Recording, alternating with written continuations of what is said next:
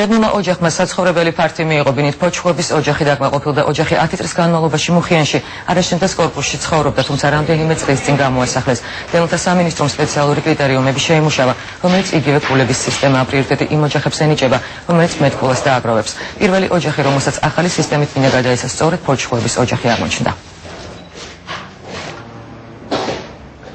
ძალიან ბევრჯერ მქონდა განცხადებები დაწერილი, მაგრამ არანაირი რეაგირება არ მოყოლია მაგას.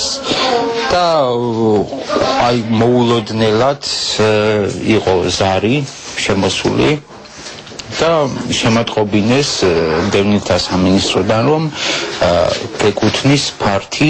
ეს არის პირველი შემთხვევა, როდესაც სამინისტროს მიერ შემუშავებულმა კრიტერიუმებმა გამოავლინა ფართის მესაკუთრე ისე, რომ ფართის მესაკუთრეს ამის მოლოდინი არ ქონდა. მომავალშიდაც მინების საცხოვრებელი ფართების განაწილება მოხდება მხოლოდ საერთაშორისო ორგანიზაციების მონაწილეობით შემუშავებული კრიტერიუმების საფუძველზე, რაც აბსოლუტურად გამორიცხავს ნებისმიერი სახის სუბიექტივიზმს.